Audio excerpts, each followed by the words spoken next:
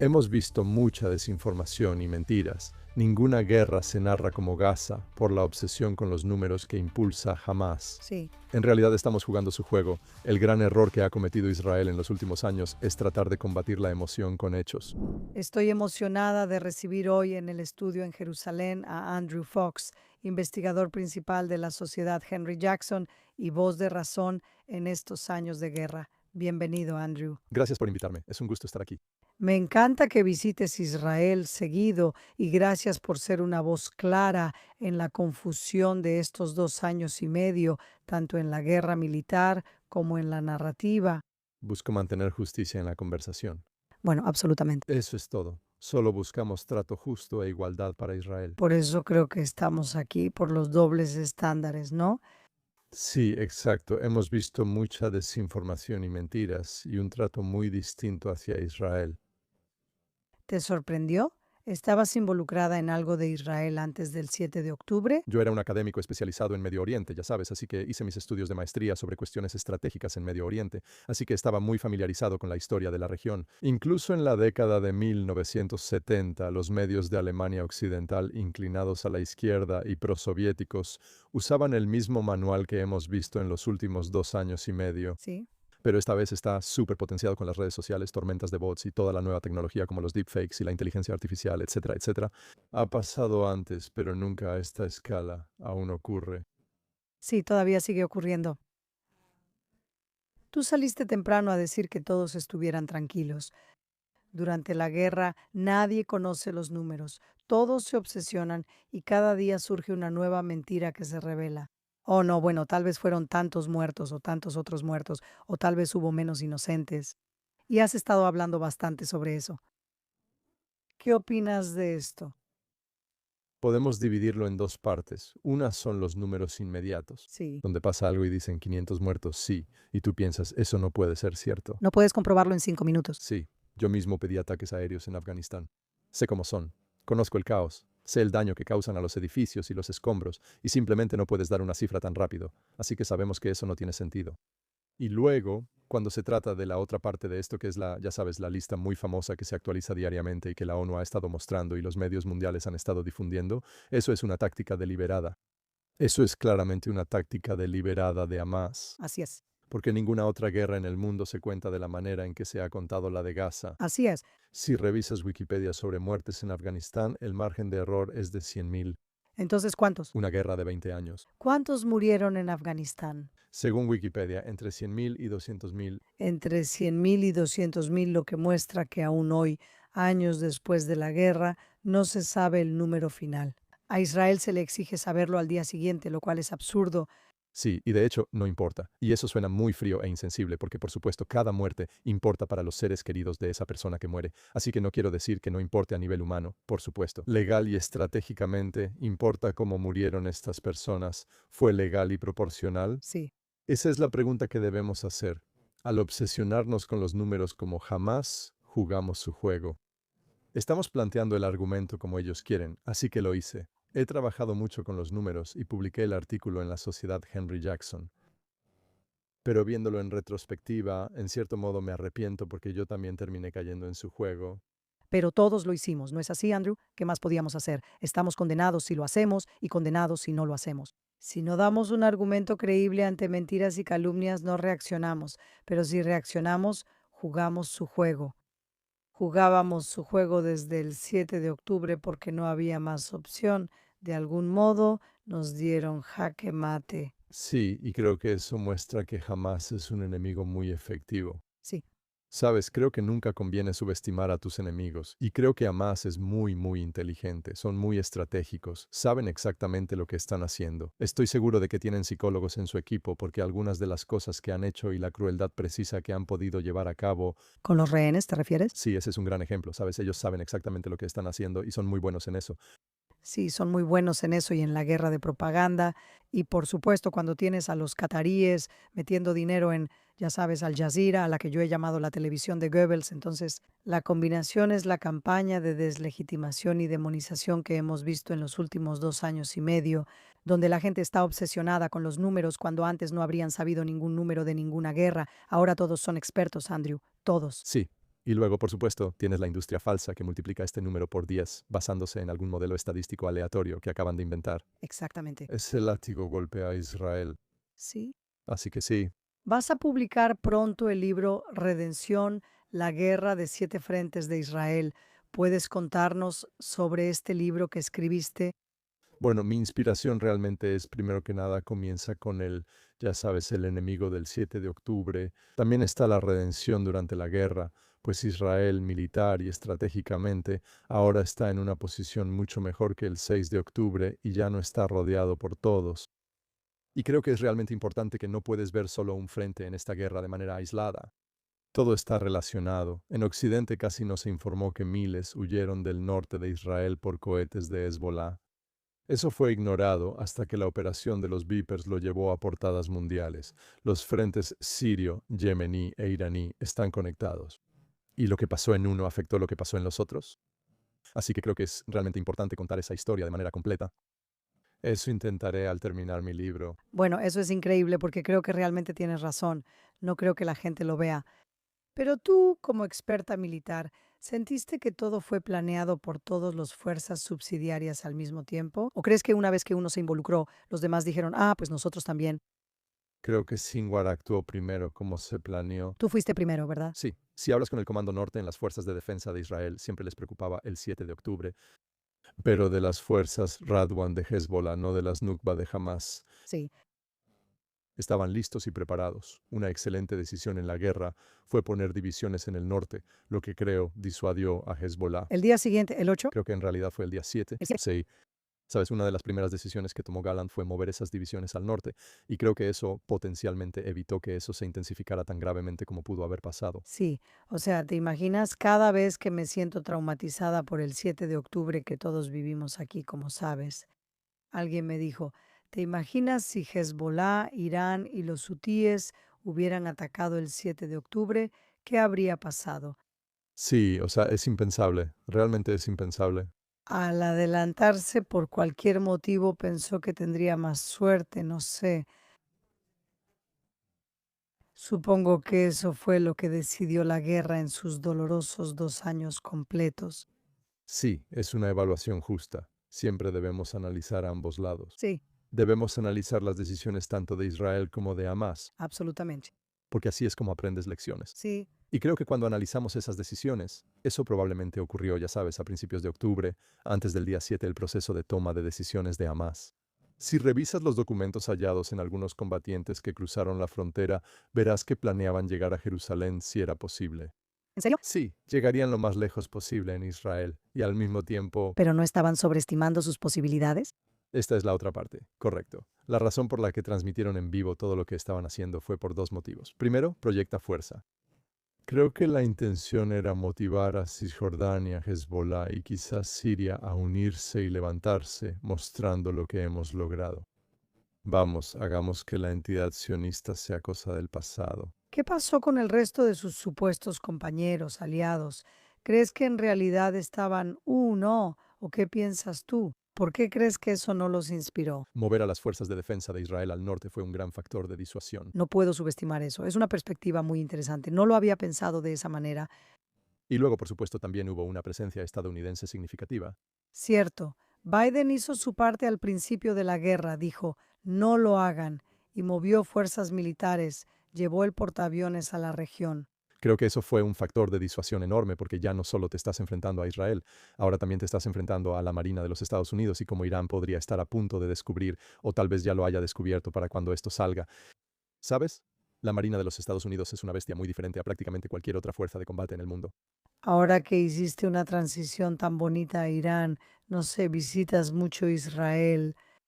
Quiero preguntarte algo personal. ¿Sientes que estamos como después de una guerra o más bien antes de otra? Siento que estamos en un limbo. Casi terminamos con Gaza, pero falta ver qué pasa con Irán. ¿Sientes que hay ambiente de posguerra ahora? Creo que son ambas cosas. Tengo amigos en unidades especializadas de las Fuerzas de Defensa de Israel y anoche los llamaron para ponerse el uniforme de nuevo. Así que, ya sabes, definitivamente hay una sensación de que el Estado de Israel se está tomando esto en serio y entiende lo que podría estar a punto de suceder. Al llegar a Ben Gurión, Ya no ves carteles de rehenes, eso es evidente. ¿No es increíble? Sí, sí, es la primera vez. Yo nunca, ¿La primera vez que veo la primera vez? nunca, con todos los viajes que he hecho representando a Israel desde el 7 de octubre, nunca me imaginé ni por un segundo que llegaríamos a un punto en el que ya no habría carteles. ¿Pensaste que jamás se rendiría? No, no lo pensé. Esa ventaja. Quiero decir, siempre pensé que la ruta para la liberación de los rehenes era a través de Doha y, en menor medida, a través de Ankara. Pero no pensé que la palanca estuviera ahí. Nunca anticipé que Trump simplemente los sobornaría, lo cual, ya sabes, en realidad es bastante ingenioso cuando lo piensas. ¿A qué te refieres? Entonces, Qatar, tú a cambio de eso. Oh, Sobornamos a Qatar. sí, ellos obtuvieron, ya sabes, todas esas garantías de seguridad. De hecho, ya sabes, para ser un país pequeño en los últimos 2 años, se han convertido en un jugador clave en Medio Oriente. Son 330.000 personas y no tienen ejército. Es realmente increíble. Lo que puede hacer el dinero. Sí, absolutamente. Y ahora están, ya sabes, en una posición estratégica. Sí, lo han hecho brillantemente, pero tienen una base militar. Sí, Lo sé. Volvamos a Irán. Es importante porque sentimos que algo sucede. Eres experta militar. Dime los escenarios aquí, Andrew, porque todos estamos en vilo. No sabemos qué va a pasar. Estamos viendo un tigre de papel y una guerra corta como la guerra de 12 días. Estamos viendo algo más prolongado. Estamos esperando que Israel haga el trabajo sucio, que Estados Unidos entre al final. ¿Cuál es tu evaluación? No te juzgaremos. quiero decir, hay tantas opciones sobre la mesa, pero creo que primero tenemos que considerar que la fuerza militar es solo una de las herramientas del arte de gobernar, y la diplomacia y la economía son las otras dos. Y se podría decir que en 2026 la información es la cuarta. Sí. Hemos visto que esos mecanismos se activaron recientemente y que las sanciones funcionan.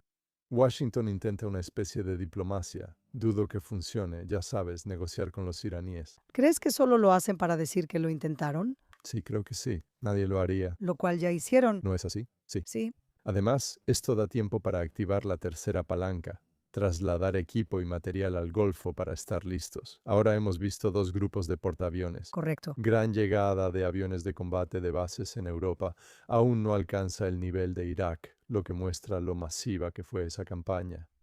Si tienen suficiente equipo en el teatro de operaciones para derrocar al régimen, aún está por verse. Pero cuando ves las opciones militares sobre la mesa, yo veo 2 posibilidades. De acuerdo. Se trata de un ataque limitado para presionarlos a negociar y dejar Irán. Ellos están en la mesa, pero no lo toman en serio. Sí, no están de acuerdo. Ellos están de acuerdo en hacer cualquier cosa. Sí, así que esencialmente es un ataque de advertencia primero y decir, si no se sientan a negociar y nos dan lo que queremos, entonces habrá mucho más. Así que eso haría un camino lógico de escalada. O podrían atacar y verías olas de ataques aéreos diarios o semanales, desmantelando el régimen, la Guardia Revolucionaria y las instituciones de seguridad. Ahora, sabemos que a Trump no le gustan las guerras largas y prolongadas. Así es. Podría terminar siendo algo intermedio, con un gran ataque aéreo sin efecto decisivo, ¿Pero no es eso lo que tuvimos en julio? más o menos. ¿Qué se necesita para derrocar al régimen? Porque, o sea, para nosotros en Israel siempre sentíamos que la gran guerra iba a ser con Líbano, ya sabes, con Hezbolá. Les cortamos las piernas antes de que salieran. Con Irán hicimos algo similar. Destruimos la mitad de sus lanzadores y de su personal militar de alto rango. Todos los científicos nucleares antes de la guerra. Entonces la pregunta es, ¿no tenemos más de esos trucos para usar? Ya que la gente se ha levantado, ¿no podríamos hacer algo más pequeño ahora? Tal vez solo soy yo y mi optimismo. Haz algo más pequeño, entonces la gente simplemente tomará el control. ¿O es mucho? Sí, Tal vez, pero el régimen iraní tiene 1 millón de efectivos. 1 millón de hombres, Sí. de casi 100 millones de personas. Sí, así que están muertos. Es mucho. Y muchos de ellos son leales, ya sabes, y son leales fundamentalistas que tienen una fe religiosa en esto en lugar de que les paguen por hacerlo. Por eso están motivados a no cambiar de bando, rendirse ni negarse a pelear. Eso lo hace difícil. Hay 11 comandos regionales de la Guardia Revolucionaria en el país, y cada uno tiene varios comandos subordinados. Si quieres desmantelar ese aparato de seguridad, debes golpear a todos ellos. Esa es una lista de objetivos enorme, así que 11 comandos, Once Commandos. y luego niveles debajo del 11, por supuesto. ¿Y había alguna credibilidad en los informes de que algunos de ellos estaban cambiando de bando? Además, los iraníes tienen un ejército distinto a la Guardia Revolucionaria y se decía que tanto ellos como la policía cambiaban de bando. ¿Esto era solo una ilusión? Quiero decir, nunca vi nada realmente confirmado sobre eso. Y claro, tienen ese apagón mediático, lo que hace que obtener información directamente sea realmente difícil. Además, estamos en una guerra de información. Por supuesto. Habrá relaciones públicas y propaganda de ambos lados. Creo que nuestros esfuerzos occidentales, israelí, estadounidenses y europeos no son malignos, pero intentan presionar al régimen. Por supuesto, también para apoyar y dar esperanza a la diáspora iraní. Buscamos tres cosas en un cambio de régimen: algún impacto militar, como cuando la gente cambia de bando o rehúsa luchar. Buscas un levantamiento popular que ya fue brutalmente reprimido. Si tienen energía para intentarlo de nuevo, es un factor al que debemos poner atención. Y finalmente, un impacto psicológico. Eso sería algo como que un comandante o líder de alto rango cambie de bando, deserte, sea asesinado, huya, algo así, algún movimiento sísmico importante. Piensa en Assad huyendo de Siria. ¿Sabes? Eso es el equivalente en el que estoy pensando aquí. Así que estamos buscando realmente esas tres cosas. Y no hemos visto suficiente evidencia para decir de manera concluyente si alguna de las tres ya está en marcha. Quizá esa sea la esencia del ataque, si es que ocurre. No sé cómo lo harías, pero matas a Khomeini. Sí, exactamente. Y ese es el impacto. Sí, pero también hay que considerar que los iraníes aprendieron de la guerra de los 12 días. ¿Sabes? Habrán visto dónde estaban sus debilidades, dónde estaban sus vulnerabilidades, verán lo fácilmente que Israel eliminó sus defensas aéreas. Así que habrán pasado los últimos, ¿cuántos llevamos ahora? 7 u 8 meses cambiando de tácticas. Pero es tiempo suficiente para cambiar, recargarse y recuperar lo perdido. Hablamos de Hamas y su capacidad de adaptación e inteligencia. No puedes subestimar a tu enemigo. Nunca. Es realmente importante no hacer eso. De todos modos, el mes pasado tuve una reunión informativa en Tel Aviv, donde están bastante seguros de que sus reservas de cohetes ya están de nuevo al nivel en que estaban antes de la guerra de 12 días. Dicen que aún compraron cohetes chinos. Cohetes, de todas formas, ¿No es así? hace boom todavía lastima a la gente, así que si pueden lanzarlos o no es otra cuestión porque no sabemos cómo está la situación de los lanzadores, ya que obviamente Israel tuvo muchísimo éxito destruyendo esos lanzadores. Hay muchas variables. Nunca es fácil y quien diga lo contrario miente o no sabe. ¿Y decidiste venir este fin de semana? Solo espero poder llegar a casa. Yes. Ayer hubo un poco de tormenta porque un ex miembro de las fuerzas de seguridad, un alto mando, dijo en la televisión israelí: yo no me iría este fin de semana, y la gente se volvió loca. El ministro de Finanzas dijo: no, olvida lo que él dijo. Así que aquí seguimos todos en vilo como llevamos 3 semanas. Pensé que pasaría hace 3 semanas, pero nadie estaba listo, ¿verdad? Bueno, Trump tenía el portaaviones en el Caribe por sus travesuras en Venezuela. Así es. Creo que la Casa Blanca y el Pentágono deben aprender sobre los requisitos para mantener los portaaviones donde se necesitan. Sabes, Estados Unidos tiene, creo, 11 grupos de portaaviones, pero solo la mitad de ellos se usan al mismo tiempo porque el resto estará en reacondicionamiento y ese tipo de cosas. ¿Y cuántos tenemos aquí ahora? Aquí hay dos ahora, ¿Y crees que eso es suficiente? potencialmente. Depende de sus objetivos. Buscan una campaña de varios días o semanas, oleada tras oleada. ¿Eso basta? Probablemente no, pero si es algo más limitado, casi seguro sí. Y Andrew, ¿crees que esto sería imposible sin tropas en el terreno? Esa es la pregunta clave porque tenemos mucho. Eso es lo que todos... Hay muchos ejemplos en Medio Oriente donde el cambio de régimen ha salido mal, con o sin intervención militar. Sabes, Irak fue un desastre, no peor, Libia fue un desastre. Sí, Siria tardó mucho tiempo en que Assad fuera derrocado, y aún así solo fue derrocado por incidentes internos. se derrumbó porque Hezbollah estaba fuera de acción y eso solo fue por la guerra con nosotros. Sí, y luego Turquía apoyando a HTS para entrar y derrocarlo. Hay muchos ejemplos de errores, por eso es clave planear y tener la estrategia correcta. Y si vemos todas estas cosas, el error que cometimos en todas ellas fue no tener un objetivo estratégico final claramente definido. Usamos la fuerza militar para lograr este objetivo político. Así es. La lección clara de los últimos 20 años es la necesidad de eso. Es un error que Israel cometió en cierta medida en Gaza. Durante 2 años preguntamos, ¿cuál es su objetivo final? ¿Es realista y alcanzable? Al final, el señor Trump intervino decisivamente. Sí. Pero sí, eso, ya sabes, eso nos remonta directamente a Clausewitz, nos remonta directamente al pensamiento prusiano de principios de 1800 y es una lección que es atemporal. Bueno, sí, no somos muy buenos en estrategia. Somos como expertos en táctica, pero no somos buenos en estrategia. Tal vez es porque simplemente no estamos acostumbrados a pensar a largo plazo, porque estamos viviendo día a día aquí.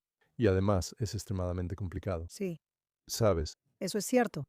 esto es como ajedrez en 10 dimensiones en Medio Oriente. Cada acción trae consecuencias inesperadas y nunca sabes el rumbo. ¿Quién vio caer a Assad? Nadie. No, en serio. Nadie vio que pasara. Así de rápido cambian las cosas aquí. Formular una estrategia es muy difícil, así que aquí solo soy un general de sillón. No, no, pero es cierto. No puedes, ya sabes, plantar tu bandera en la arena y decir que esto es lo que va a pasar en un entorno tan complicado donde cualquier cosa podría suceder. Solo espero lo mejor. ¿Cuál sería el mejor resultado si soñamos aquí? El escenario ideal es que las palancas militar, diplomática y económica logren que el régimen se rinda y huya. Exacto, cuando vean que no hay salida. No hay salida, están acorralados. La gente se va a levantar y tiene apoyo encubierto de Estados Unidos e Israel en el terreno. Ven las señales y dicen, oye, Putin, ¿nos das una dacha? Se va a poner un poco, se va a llenar un poco en Moscú, ¿no crees? Ya tienen a Assad ahí. Tengo 3 revisiones de vista de Assad. No todo es malo.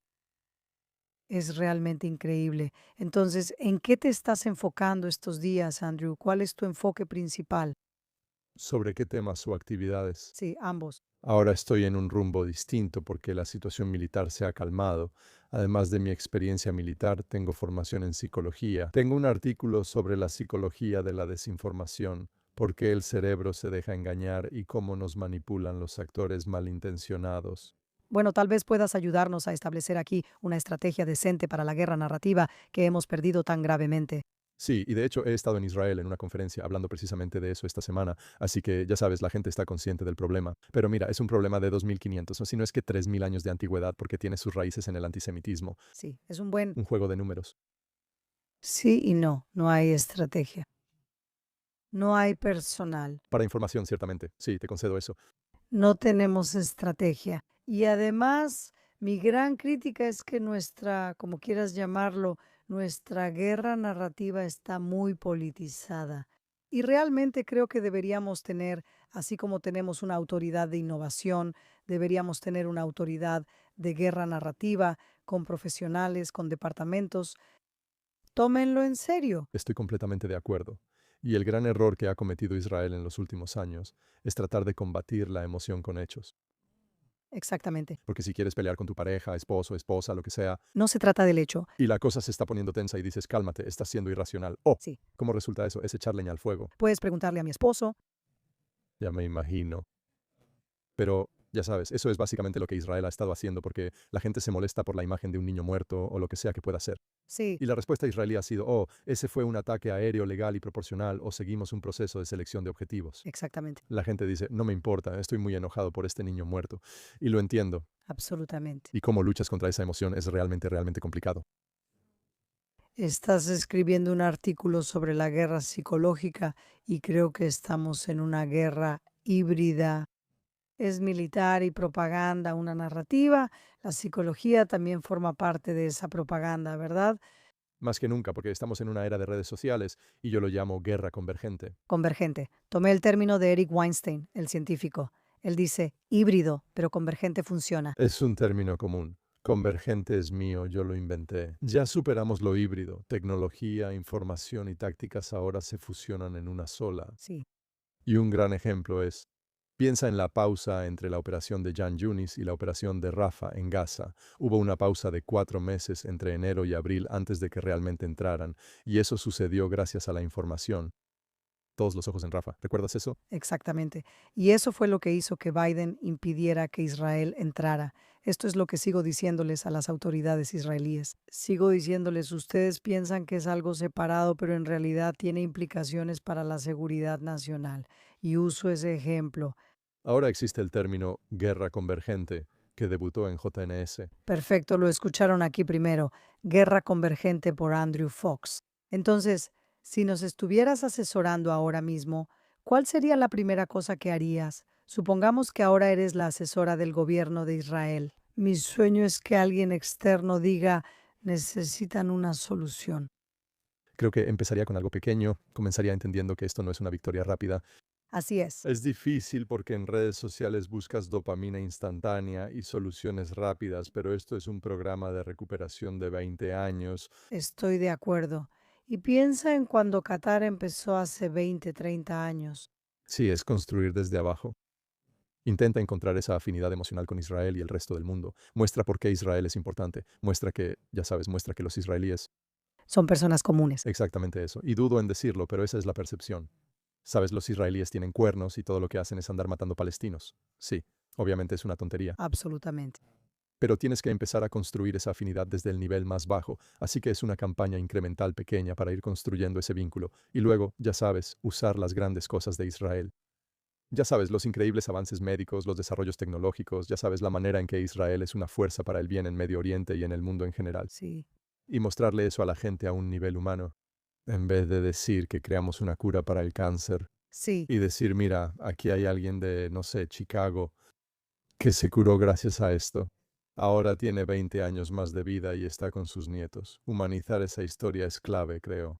Estoy de acuerdo. De hecho, me recuerda la carta que escribió Charlie Kirk a Netanyahu diciendo exactamente lo que tú dices y lo que se podría hacer. Una campaña llamada Amigo, nos entendiste mal. Ese fue su ejemplo. Y eso es algo muy similar a lo que tú estás diciendo.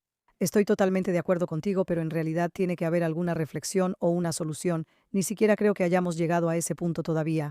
¿Dónde ha estado el Ministerio de Asuntos Exteriores estos 2 años? ¿No? Sabes, no ha habido ninguna red establecida. Y en realidad, todo lo que el mundo ha visto ha sido al portavoz de las Fuerzas de Defensa de Israel. Sí. Me cae bien Daniel Higari, es un buen tipo. Un hombre con uniforme sigue siendo eso, con acento hebreo muy marcado. No va a ganar, No va a ganar. no va a ganar. La opinión pública, No, porque la gente no quiere escuchar. Y definitivamente no va a ganar. no creo que solo sea un portavoz. He hecho muchas entrevistas. Es cuestión de estrategia de comunicación y de estar unidos luchando hacia el mismo objetivo. Y no, ya sabes, imagina que eres un militar. Imagina luchar una guerra sin mando militar. Eso hacemos todos de alguna forma. Sí, estoy completamente de acuerdo. Simplemente no hay una estructura de mando. Y entonces, pensando ahora en el futuro para Israel, digamos que la guerra con Irán ha terminado. ¿Cómo ves el nuevo Medio Oriente que mencionaste antes? Conozco bien la división entre Arabia Saudita y Qatar y estoy muy involucrada en el trabajo de los acuerdos de Abraham. ¿Qué piensas de Arabia Saudita?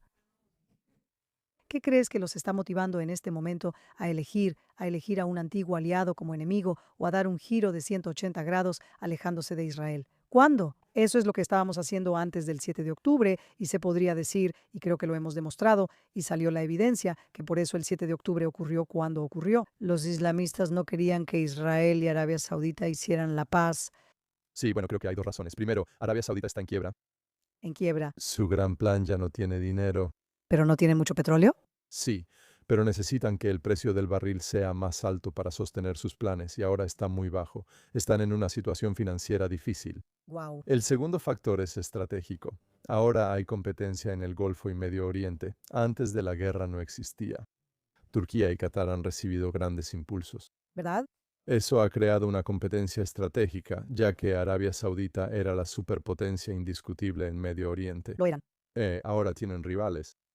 Ahora ya no solo están con ellos, también se unen y dejan a sus antiguos amigos como los Estados Unidos. Están haciendo lo que siempre hacen y jugando a ambos bandos. Esa es casi la definición del libro de cómo los estados árabes manejan eso a nivel internacional.